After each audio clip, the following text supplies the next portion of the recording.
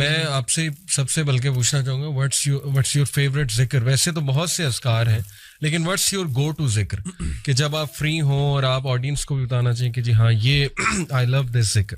اچھا علی بھائی میں آپ کو بتاؤں کہ ایک پریکٹس جو میری پہلے بھی رہی ہے اور اب زیادہ ہو گئی ہے وہ یہ ہے کہ جب بھی میں ذکر کرنا شروع کرتا ہوں نا اللہ سبحانہ و تعالیٰ کا تو میں استغفر اللہ اور اللہم اغفر لی سے آگے نہیں جا پاتا. اللہ کیونکہ میں نا میرا دل کرتا ہے اللہ سبحانہ تعالیٰ کا ذکر کرنا. سبحان اللہ. اور میں اپنا محاسبہ جب کرتا ہوں نا کہ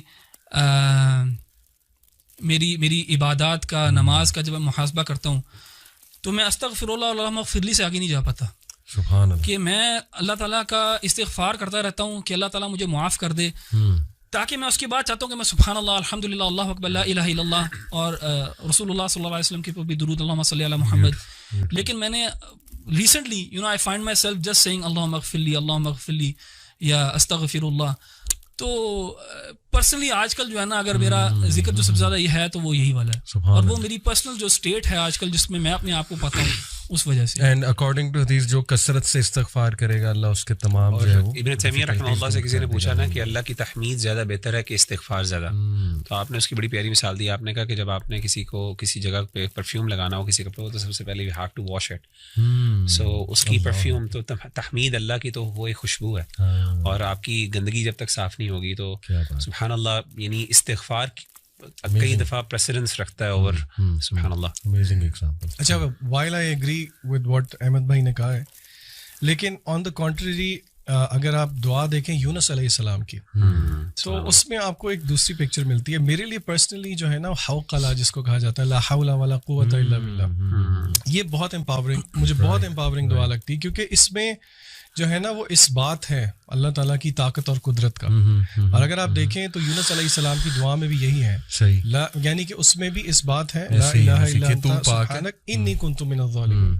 تو میری گو ٹو پرسنلی اور کیونکہ حدیث میں آیا بھی ہے کہ عرش کے خزانوں میں سے ایک خزانہ ہے تو اور ہم نے علماء کو کہتے ہوئے سنا بھی ہے کہ if you want to see miracles happening, یہ کسی حدیث میں نہیں ہے تو ٹرائی لا حول ولا قوت الا باللہ 100 دفعہ نہیں وہ کہتے ہیں 500 1000 1500 2000 دفعہ کر کے دیکھیں تو صحیح, پھر دیکھیں کہ آپ کی زندگی میں کیا جو ہے نا معجزے ہوتے ہیں. اچھا احمد بھائی نے بات کی رمضان کی, قرآن کی اور دعا کی, یہ تو ہے ساری عبادت. اگر آپ پارے کے شروع میں آ جائیں تو اس میں ایک بڑی انٹرسٹنگ چیز ہے, بار بار سائنٹیفک چیزوں کی طرف جانے کو بہت دل کرتا ہے.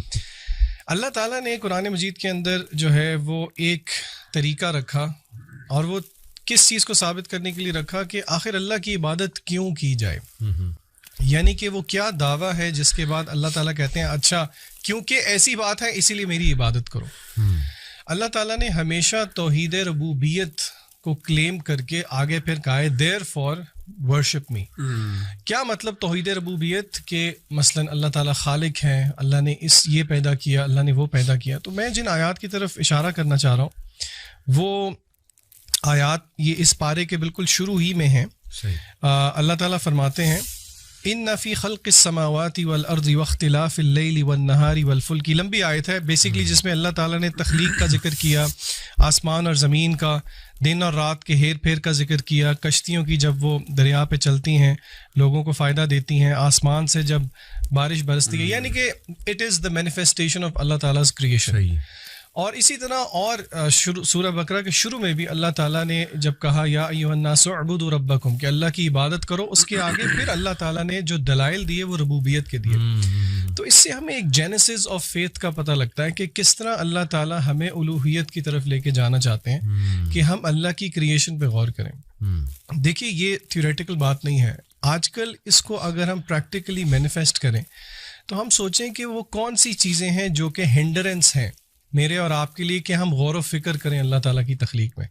آپ کو یاد ہوگا پچھلے سال ہم ایک ٹرپ پہ گئے تھے سب اکٹھے, اور اس ٹرپ پہ ہم نے کیا کیا تھا, ڈیجیٹل ڈی ٹاکس کیا تھا, اور ہم نے رات کو بیٹھ کے سب نے لیٹ کے آپ کو یاد ہوگا آسمان کی طرف کوئی گھنٹہ 1.5 گھنٹہ جو ہے وہ تاروں کو آبزرو کیا تھا, سورہ ملک سنتے, اور ہم سب نے ایگری کیا تھا کہ اس طرح ٹائم نکال کے اللہ کی کریشن کو شاید ہی ہم کبھی آبزرو کر لیں. بالکل صحیح. تو ہم اپنے بہن بھائیوں کو یہ مشورہ ضرور دیں گے کہ آپ کبھی نہ کبھی اپنے آپ کو تھوڑا سا کٹ آف کر کے اس پہ غور و فکر ضرور کریں, کیونکہ اللہ تعالیٰ نے اس کو دلیل بنایا ہے اپنی الوہیت کے لیے. تو I think this is very empowering. ویسے یہ جو ربوبیت آپ نے بات کی, اٹس اے بیوٹیفل کانسیپٹ. اس کو اگر تھوڑا سا اور ہم آڈینس کے لیے ایکسپلین کر دیں تو بڑا امپاورنگ ہوگا کہ ایگزیکٹلی توحید ربوبیہ میں کیا کیا جو ہے وہ آتا ہے. میرے خیال سے شیخ مغیرہ سے میں ریکویسٹ کروں گا کہ آپ ربوبیت پہ تھوڑا سا ذرا الیبوریٹ کر دیں پلیز.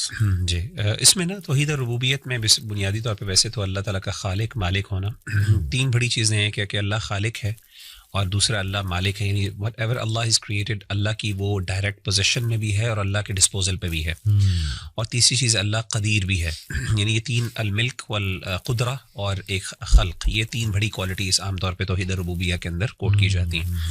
یعنی اللہ تعالیٰ نہ صرف خالق ہے, اللہ آنر بھی ہے, اور اللہ کے پاس نہ صرف اللہ خالق ہے تو اللہ کے پاس ایک نیچرل رائٹ بھی ہے, اور تیسرا اللہ کا ڈسپوزل بھی ہے, یعنی اللہ کے مرضی کے مطابق کچھ پتہ ہل بھی نہیں سکتا.